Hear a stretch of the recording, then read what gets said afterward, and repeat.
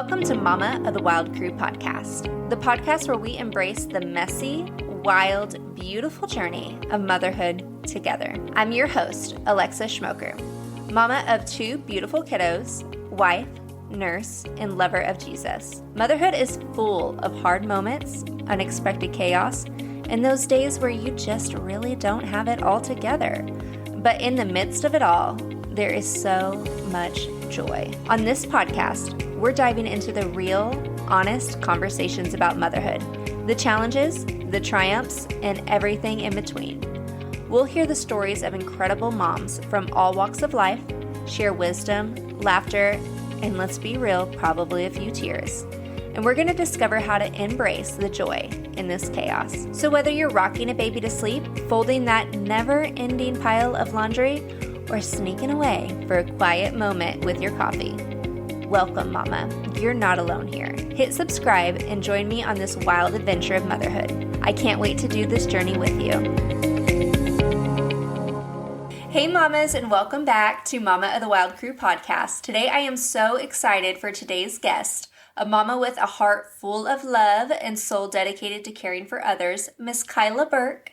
Kyla is a devoted wife to her husband, David, and together they have built a beautiful family with 3 girls, Avery, Harper Jo, and Blakely.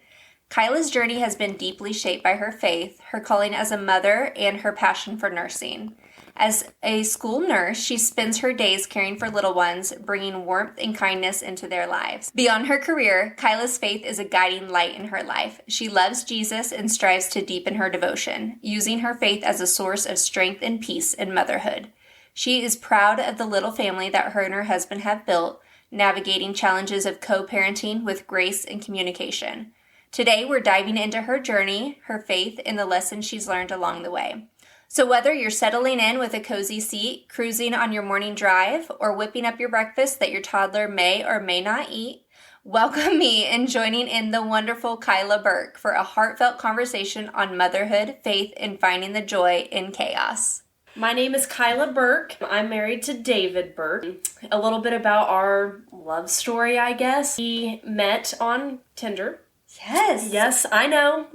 I knew that was where I was going to find love. That's, what it's for. My husband and I reconnected on Tinder. I thought that I saw that. It's a hot place. Guys, I don't know if Tinder still exists, but maybe some people need to run that back. Yeah, it worked for me.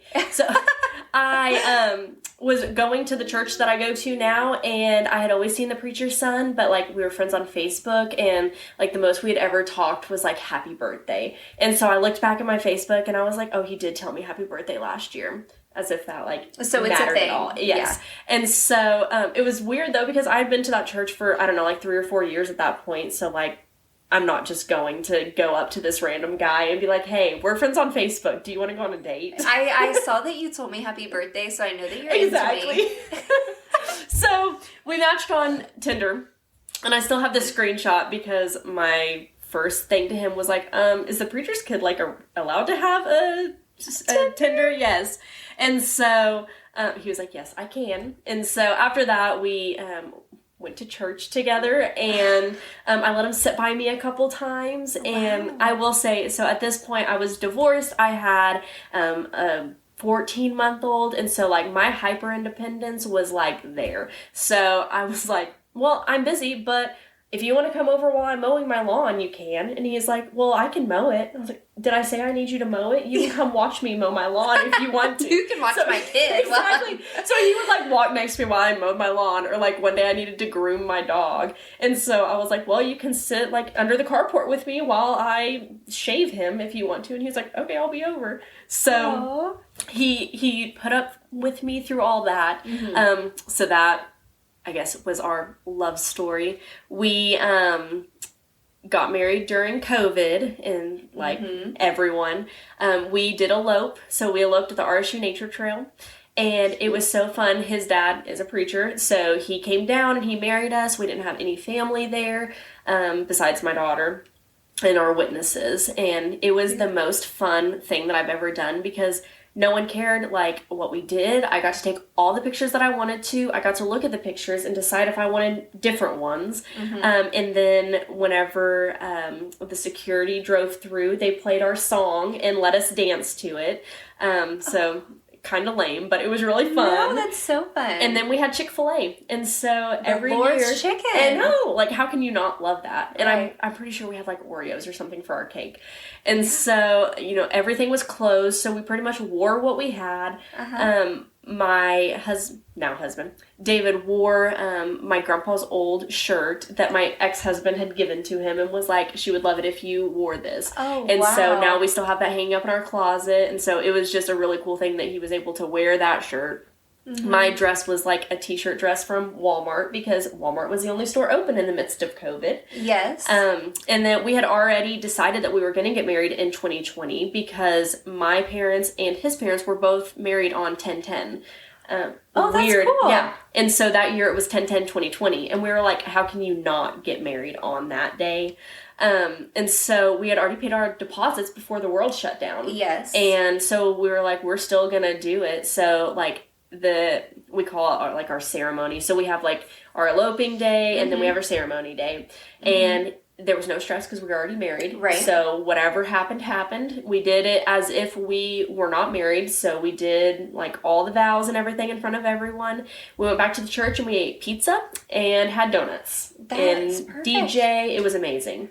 Yeah, I love that. We were the same way. I don't know if you knew that, but we were COVID married. So kind of same gist. Like, everything was paid for, planned, ready, whatever.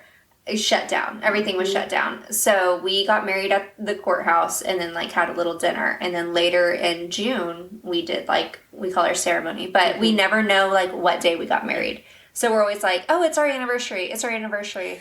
So I finally decided, because I was a COVID bride, I get 2 anniversaries. Yeah, it seems fair. My elopement and then my ceremony. And so if you ever like see like, oh, happy anniversary, and you're like, I thought it was just your anniversary. I get 2. Yep, we do the same thing. We celebrate both because we didn't really do anything for the eloping. Like, we went home and ate Chick-fil-A and hung out and probably watched a movie or something. Because it was closed. Exactly. You couldn't do anything. Yeah. And so that's our, like, just celebrate, go out to dinner one. Yes. But whenever we had our ceremony, we went to Colorado and had the whole honeymoon experience. And so that's like our traveling one. So once the kids get big enough, like, we'll start actually traveling during that time. So it was during fall break. So that's perfect. Usually like we're out of school and off work.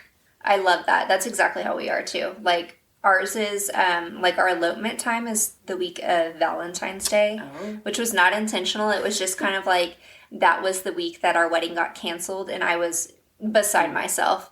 And Jordan was like, well, let's just go get married. Yeah. And we were like, okay. So we did. So it just happened to be the week of, like, Valentine's Day. So we use that as, like, Valentine's / go to dinner kind of time. And then kind of same thing. We have great plans to travel for our other anniversary. But like you, we have littles. So, you know, one can dream. One day. Yes, exactly. One day. Okay. So, Kyla, as moms, you know we can absolutely be crushing it. And then we have one little mom fail, and it'll just get you. It never fails. We all have our mom fails. So, Kyla, what is your most recent or your, like, cringiest mom fail? So I'm going to go with my most recent because I have a ton of mom fails. Right. So I work at a school, and my husband works at the school that she attends. So we're at 2 different places. And I forgot that my husband wasn't at work, and I think he had the flu or something. I don't know why he wasn't at work. But I forgot my kid. And so I always, like, whenever we're waiting for kids to be picked up and we call the mom and we're like, hey, where are you coming today? Yeah, I'm like, how could they forget their kid? And then I literally was, like, walking down the hall with one of my coworkers, and I was like, oh my gosh, my kid. And then right then my phone starts ringing, and it's my kid's school. And they were like, hey, just wanted to let you know, Avery's in the office. I was like, oh my gosh, don't tell her I forgot her. And so I get over there, and I was like, I'm so sorry, I forgot you. You're like, Mom was late. I had to take care of someone. Exactly. I didn't even try. I was just like, I'm sorry, I forgot you. Like, Oh Don't my hate me. goodness. Because how old is Avery? She's 7. 7. And then you have Harper Joe, and she is 3. Okay. And then how old is your baby? Blakely just turned 1. 1. Okay. Oh yeah, she just had her birthday party. Okay. So 1, 3, and 7. 1, 3, and 7. Goodness. Okay, so you work as a school nurse at an elementary school, and then, like you said, your husband David works. What does he teach? He is in the special education department, so he runs like the resource lab at his school. Very cool. At like a local elementary school. You said it's just like a couple blocks away. Okay. That is so fun. Yeah. All right, so you guys have 3 girls. So raising daughters, I'm the oldest of 3 girls. Raising daughters comes with its own unique joys and challenges. As a mom to 3 little girls, what has been the most rewarding part of raising strong, confident young women? And how do you hope to guide them as they grow into who they are meant to be? So I was kind of talking to my husband on the way over here about this because I'm like, what's our favorite thing? Like, I love how whenever they like come out of their room with their princess dress on, they're like, I'm so beautiful. Yes. I'm like, yes, I want you to know that you're beautiful and you're kind and like, you know, more than just on the surface, like all the inside things.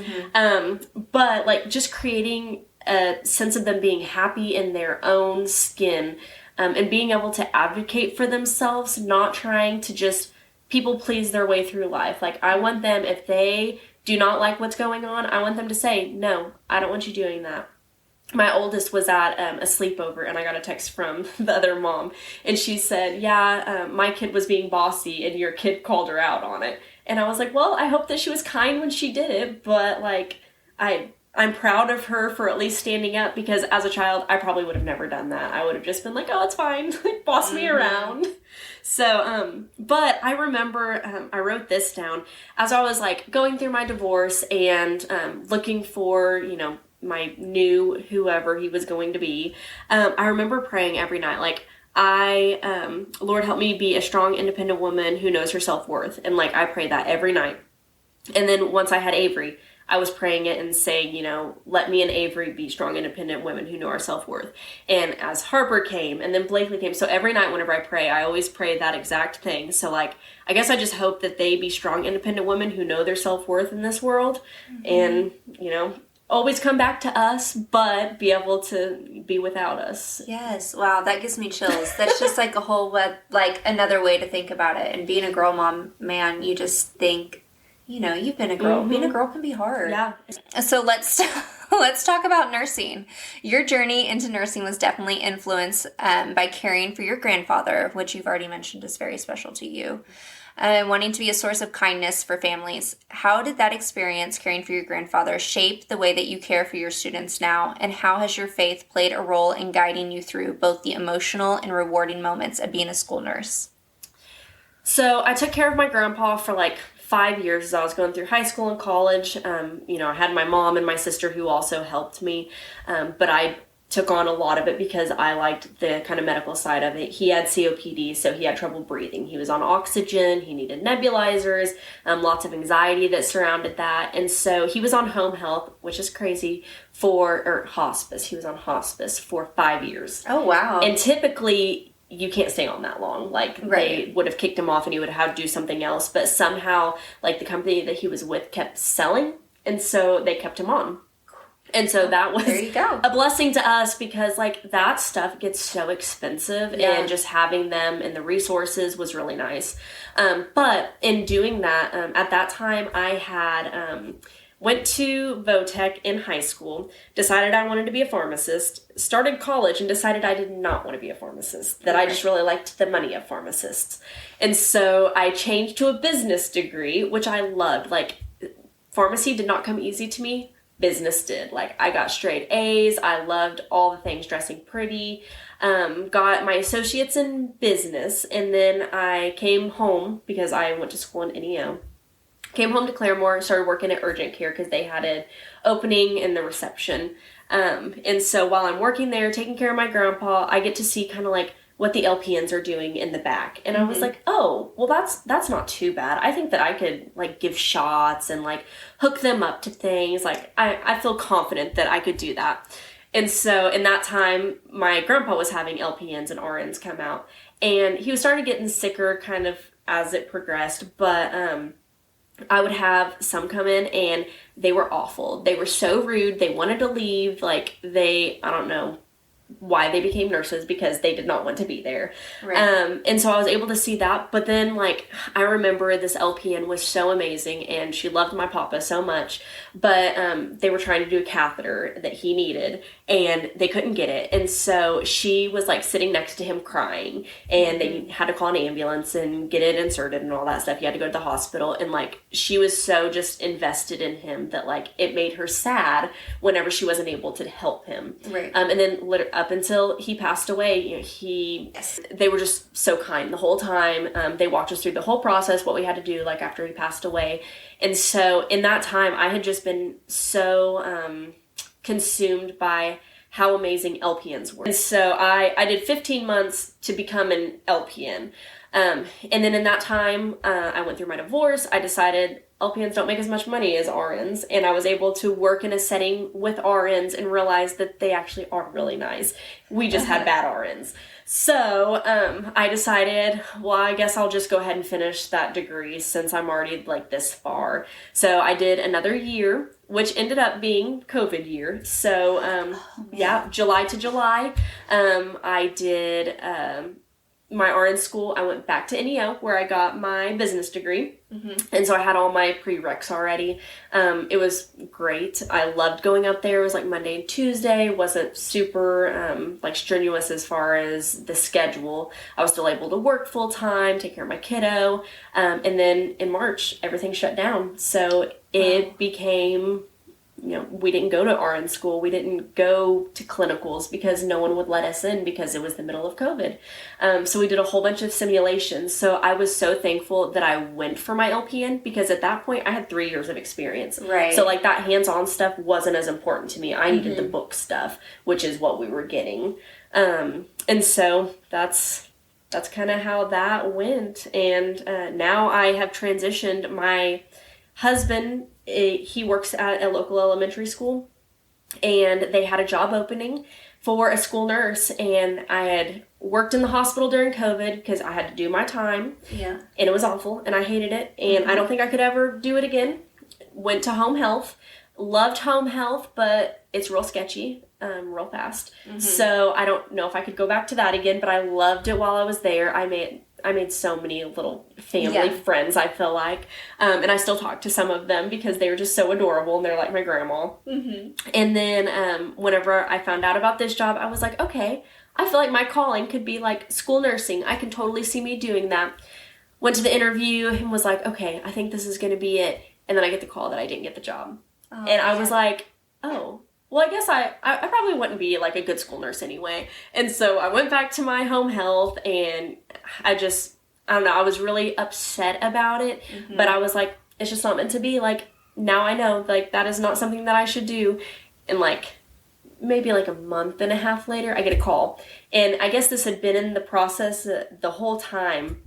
The school nurse position that I applied for, they wanted one nurse for 2 schools, but they were trying to get approval to have one nurse at each school. And finally, I didn't know it, but one of the admin had called my husband and was like, hey, is your wife still interested in the job? Because we want her to take over this school. And he's like, yeah, you know, go ahead and give her a call. I think she still would. And so they call me. And like, my first thought is like, but I'm not called to be a school nurse. Like, that I already decided that is not my thing. And so I told him, I was like, I'll talk to my husband and like, I'll let you know. And so then he tells me that he already knew about it. And so I think on it for a couple days, and I was like, I think I'm going to do it. And I agreed to it in June and started in August. And I'm on my 2nd year as a school nurse, and I love it. It is so fun. I love all the little kids. I love all the hugs. School nursing is not just your everyday nursing. Like, I sew up pants. I help find shirts. I calm down anxieties. Like, I do the YMCA. I get to dress up. Last year I won Claremore's Best for nurse. And I'm like, if I worked at the hospital, I never would have gotten any of that. So I love being Nurse Kyla. So I go to Walmart and like all the little kids run up to me. And I'd always seen that with my husband, David. He's like so popular because everyone loves him. And I was like, oh, that'd be so cool if I could do that. And now I do that. I can't go anywhere without seeing my little people, and I love it. Oh, that is so sweet. I can relate to that too, because, my husband is also a teacher, and he's very popular. So, they're always like, Coach Smoke, and here I am just like trying to wrangle the children in the background. Like, I'm important too. Yeah, I'm like, what about me? I'm also cool. Yes. That's so cool to be a school nurse. I've always kind of like thought about that. But, that's fun. I love the schedule. We're off. Like, right now it's spring break, and I don't have to work. I get off the whole spring break. When it was snowy, I got out when the school was out. Like, I was sitting in front of the TV like all the kids saying, like, come on. Let us be out. How fun. And then you're, like, on the same schedule as your kids and your husband. That's really nice. Yep. And our daycare, we don't send the kids during, like, summertime or, like, long breaks. And so then that also gives us a little bit of not paying, because our daycare allows us to do that, which is amazing. We do an in-home daycare, and we love it so much. That's so nice too, because we've talked about this before. A nurse and a teacher marriage does not always bring in the most dollars, but it brings in the most joy. Exactly. So, which I am technically a certified teacher with the state of Oklahoma, so I'm on the teacher pay scale. So that's even worse. Yes. Godspeed. It's like 2 teachers. Godspeed. Yes. If you're not from Oklahoma, then you might not know that Oklahoma teachers do not get paid what Oklahoma teachers should get paid, and that's a whole nother thing. But okay, so on top of school nurse, you are also a photographer. So photography is such a creative outlet. We actually just went and took pictures because you're taking some pictures for the podcast, so thank you. Yes. It's a creative outlet alongside your work as a nurse and a mom. Does running Raising Grace, do you say it Raising Grace Co. or Raising Grace Company? How do you say it? Raising Grace Co. I was like, I want to say that like right. What's in, Is that what the kids say? I think so. Okay, Raising Grace Co. Let me know. Yeah, if it's not, let us know, because I'm trying to be hip. Does running Raising Grace Co. fill your cup in a different way than nursing and motherhood? And what drew you to photography? And what do you love most about capturing special moments for others? So I started doing photography. I bought my first camera after I paid for my first wedding's photographer, and it was so stinking expensive. Yeah. And then I was pregnant, and I was like, I don't have to pay someone to take pictures of my kid all her life. So I went, I don't know, like Black Friday or something, whenever they were having a sale, and I bought a little Canon, and I started watching YouTube videos, and then I started, posting on Facebook, and then people wanted me to take their pictures, and I was like, I don't want this to be like a full-time thing and like have to rely on it, but it's really fun to just like do. And that's kind of how I built my clients. So I've been doing it for, 7 years now, and for the most part, I don't like market myself. I have the same people coming back and using me, right? Which is fun, because I have all these pictures. Like one of my best friends, Kaylee, she before she even had her first kid, and she just had her 6th birthday, I did like their 1-year photos, and then I did as the years have gone on, I've done when they've had extra kids, and I did their newborn pictures, and just seeing like how I've grown and how they've grown is really fun. I like photography because it is something that's, like you said, a creative outlet. Like with nursing, I have to think so much. I have to just know. And with motherhood, you have to just know and take care of people and clean after them and just do all the things all the time. It's like you have to be 100 all the time, I feel like. Right. And with photography, I don't feel like that. I used to do weddings and newborns. I don't do those anymore because I realized that I was getting that feeling, and it wasn't fun anymore. Like, it was super stressful. You can't get the first look back. You can't get the first kiss back. But you can get family pictures back. Like, if the kids are acting fools, then we can say, okay, let's just, do it next week whenever it's after their nap time or whatever. Right. And so it's just kind of different. Like, I just feel like people are happy. I get to make them happy by giving them these photos. I don't really remember taking like professional pictures whenever I was younger. And so I try to be very affordable, so that way people who may not be able to afford some of the photographers could come to me and still get quality photos. Right. It can be stressful, like trying to get your kids to be on, and you just never know when that's going to be. Yeah. And I've worked with a few wonderful photographers, and I feel like it makes such a difference whenever you have someone where you're not feeling like they're annoyed or stressed out by like your kids misbehaving, because kids are kids. And that's sometimes when you get the best pictures, is when they're just like being themselves, and you want to capture them being themselves too. Yes, I love toddler photography because they just run in circles and I chase them. And then, you know, parents play peekaboo, and it's like, you can't do a posed photo, you have to do a candid photo, and like those are my favorite types of photos.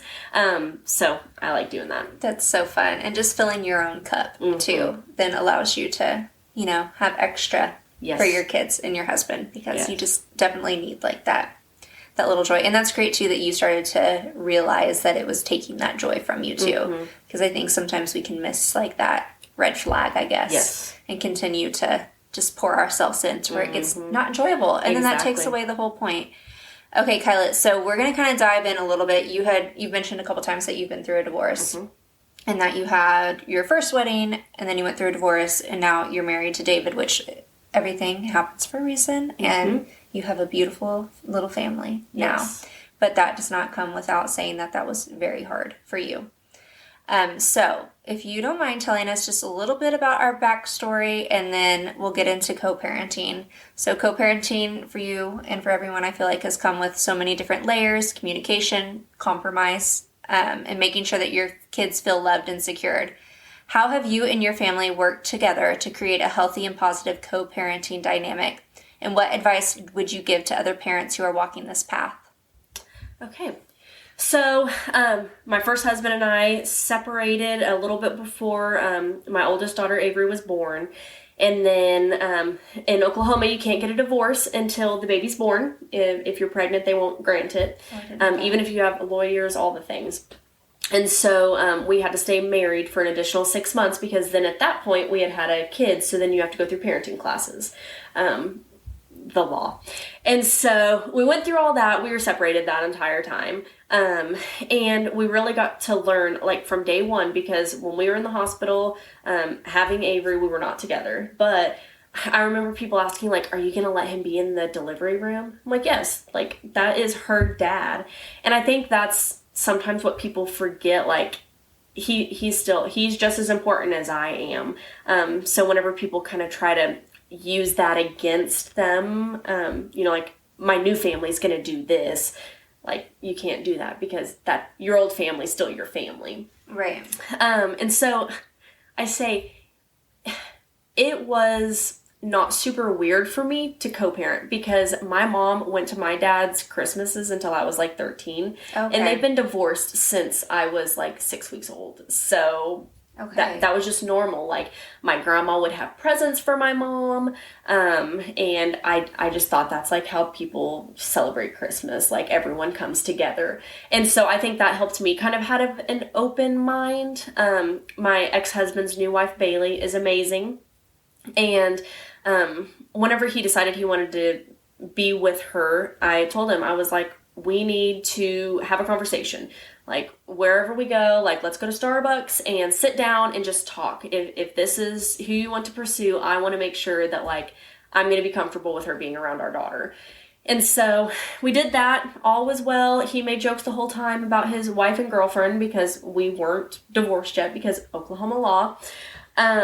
And then whenever Avery came home from the hospital, Bailey was super receptive to just kind of how I wanted to parent, and how we wanted to parent. So she never was like overbearing. When it came time to give Avery like her first bath, like she let Zach and I go in there, give her first bath, like take our first bath pictures and all that. And so it made it to where it wasn't like she was taking away from me. And I feel like that helps a ton. Like, I didn't feel like my motherhood was being, you know, tested necessarily. Right. Like, it was more like I had a friend to help me. And I tell people that co-parenting, like, isn't the best thing ever. Like, whenever you see how we get along, so many people are like, oh, I just wish I could be divorced so that way I could have that much help. And it's like, no, that's not how it works. Like, I wouldn't want anyone to get divorced. And whenever I talk about co-parenting, I wanted to mention this too. Like, it's not the same if like you're fleeing from a relationship that like comes with abuse and a lot of bad things. Like Zach and I's divorce was amicable. We didn't even have an attorney. I went to mydivorcepapers.com and I made everything. Didn't know that was a thing. You get it notarized, you go in front of the judge and you tell him what you want. And so it was a really easy process for us because we got along through it. Mm-hmm. And I feel like that has been like the number one thing for our co-parenting is just getting along and compromise. Like, for people to think that we always get along isn't true, because like my husband and I now don't get along all the time, and my best friend and I don't get along all the time. Like, you're always gonna have things that annoy you or whatever. I remember whenever we first were co-parenting and going through our divorce and everything, it was like I knew the exact thing to like pick at, and then that would like get us to fight because like I wanted to argue. And finally one day, I don't know, something just came over me and I was like, that is not healthy. That is not what is going to make us be good co-parents. And so finally we started saying like, hey, if this doesn't benefit Avery, we don't need to be talking about it right now. Or, let's talk again in a week after we've thought about it. Mm-hmm. And I feel like that definitely has helped us a lot.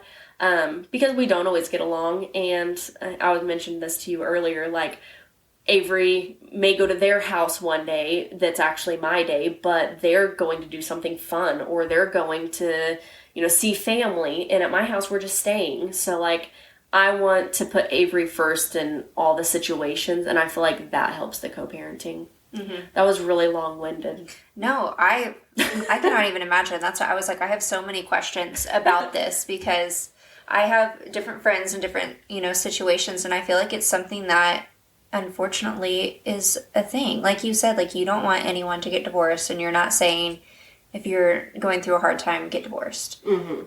I mean, obviously you do your due diligence to put your marriage first. Right. But with that, not everything is black and white. Mm-hmm. And so this does happen. And so trying to put your kid first, we were talking before, and I'm like, just the pride that you would have to suck up constantly. And I mean, you just have to do it though, because like you said, it's for your kid. Exactly. So what are some of the ways that like you've tried to just ground yourself? You said like her going over there even whenever it wasn't your day. Like I'm sure that hurts sometimes too. Yes. So, like, is it that you kind of bounce things off with David whenever you're feeling that way? Or you said you have, like, a best friend. What are some things that you try and just, like, re-ground yourself and refocus your mind? Like, just reminding myself that this is what is going to be the best thing for her. David does help me constantly remember that. And it doesn't happen all the time because... we do a lot together. Today we went to gymnastics together. So me, my ex, his new wife, and my husband all go to, sporting events or whatever. And we sit together. Like, we don't make it weird. They're not sitting at the far end, or if we go, they can't go. Like, I've seen so many situations that are like that. And I'm like, I want Avery to be able to come to one spot and talk to us. Mm-hmm. And then after that, we went to Chick-fil-A, and the kids all played at the play place. And it wasn't weird because that's just how we do things. Yeah. I was also going to mention that like one of the big things that we kind of started at the beginning was that we're going to be nice to each other, like the whole family. Mm-hmm. So we do one birthday party, and if you can't be nice, you don't get to come. And so I remember making the Facebook page, event, and it was our first kid. So like we had a 3-tier cake and 100 people in attendance because we invited everyone. Right. But whenever you have like so many parents and then parents' parents and then parents' parents are divorced, and like there's just a lot of people. And so we had to tell them, like, if you decide to come and you do anything that would make any of the parents feel uncomfortable, then you're going to be asked to leave, because this day is only about Avery. And we started that right on, and it still is normal. So we had her birthday party. We split him this year because she's getting friends. Yeah. And so to be able to have all the family and friends is way too many people. So this year we had, my ex's mom and my mom, and then Bailey's family, and then David's family all came, and it's like, it's not weird because they're like, oh, there's Angela, like, let's catch up about the cruise she just went on. Yeah. And they're like, oh, okay, well, like, I know that we have to get along, so we're not going to make it weird. It just wasn't given an option. Exactly. Pretty much, yeah. Because I think at the heart of everything, everyone wants what's best for the child. Exactly. But that is not always easy. Right. Like, I guess it's easier said than done, and whenever it comes to, like, multiple different family dynamics, everyone's just got to get on the same page if you want to be involved, and you want everyone to be involved, and you want everyone to be there. And so I can imagine just, like, trying to manage the feelings of not only yourself, but then every other person in the family.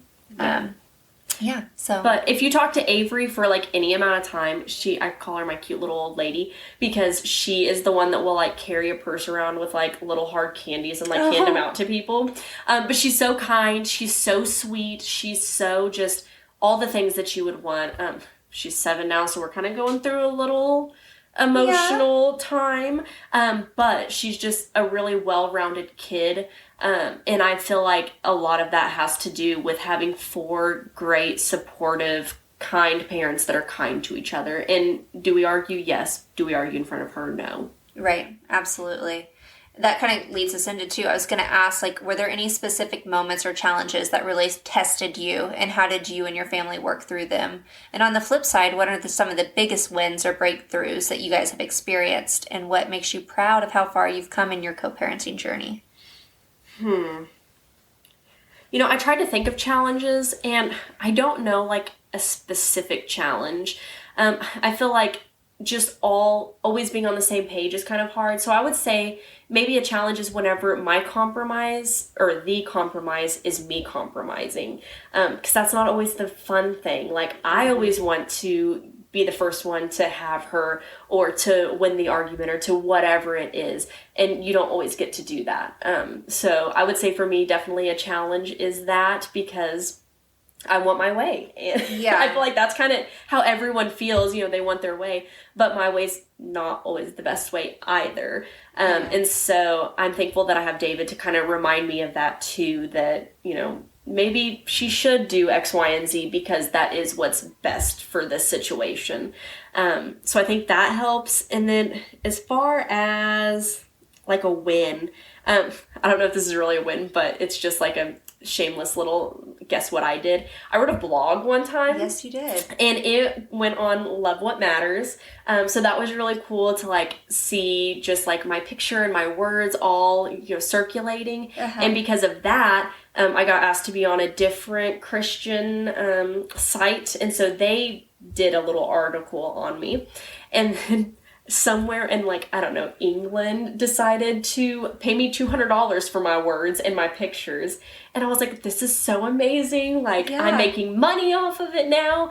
And they sent me the like cover photo of it. And you know those magazines that are at the supermarket, and it's like, you know, baby mama with X, like, I don't even know what it said now, but it like was not a good write-up. So I at least made $200. You're like, hopefully no one will see this. Yes.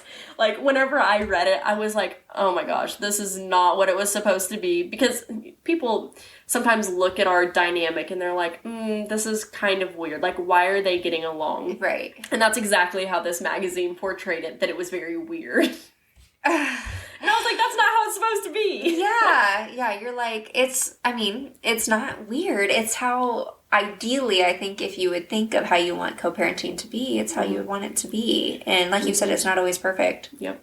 Like Harper Jo, her favorite person is Uncle Zach. And when Harper got big enough to like know who Zach was, we were like, what do we say? Because, you know, Avery knows that Daddy is Zach, and David, she calls him Day, is her stepdad. She can tell you everyone in her family and how they're related to her and who is blood and who isn't, even though that doesn't matter. Who shows up is what matters, and we remind her of that often.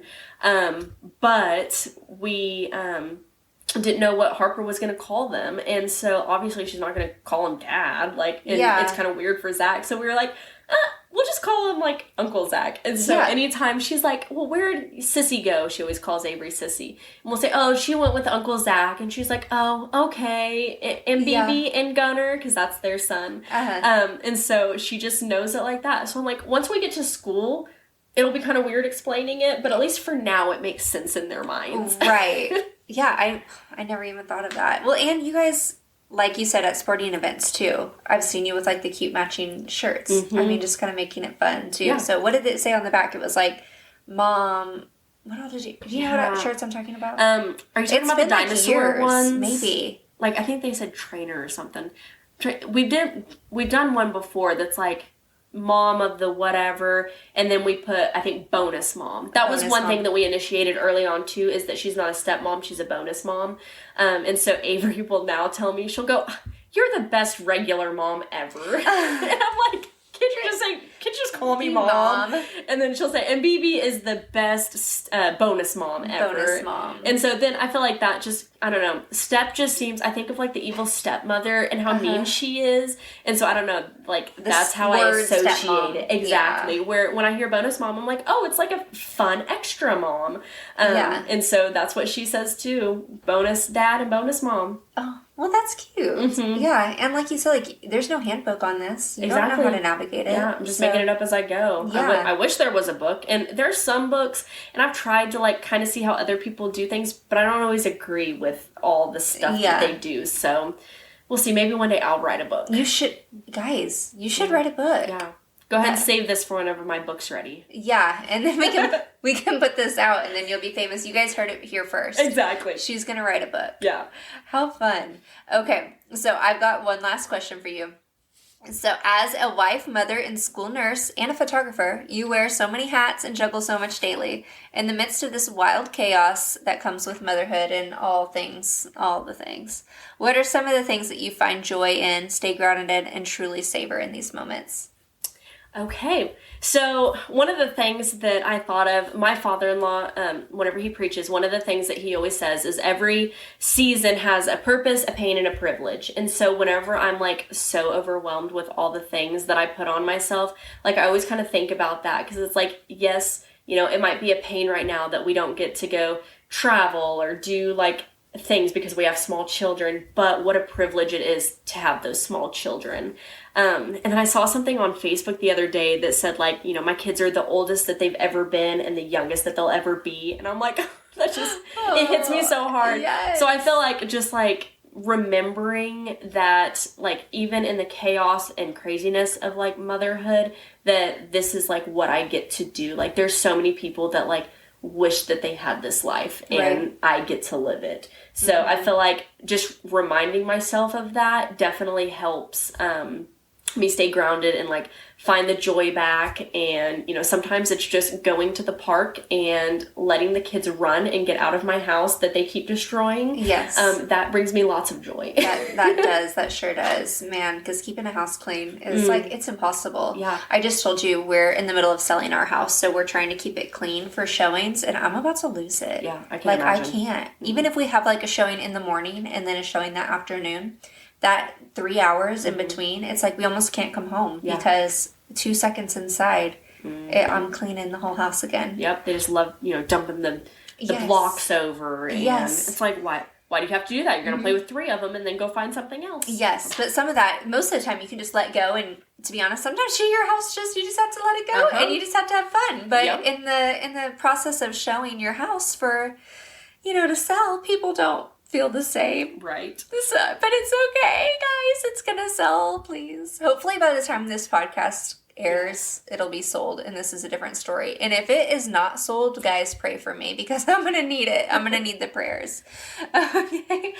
Well, Kyla, this was so fun. Thank you so much for joining me today. And thank you for taking the pictures for the podcast, guys. Hopefully they'll be, we'll probably have the pictures back even before this comes out. So, guys, whenever you see the pictures, this is Kyla. This is who took them.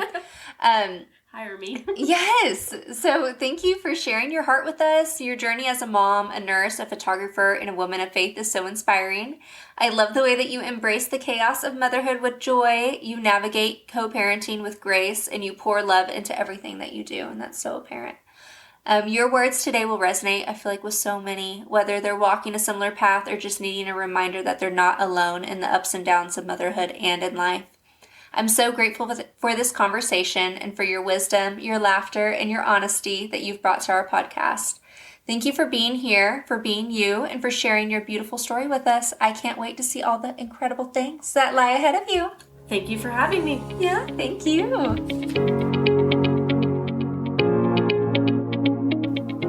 Mama, I am so grateful that you took time out of your busy schedule today to listen to Mama of the Wild Crew podcast. I'm Alexis Schmoker, and I hope you loved this conversation and that it resonated with you. Thank you so much for opening up your circle and letting us in as we walk through this wild ride of motherhood together. Remember, in the chaos of motherhood, there is always joy to be found. So keep looking in those little moments that make it all worth it.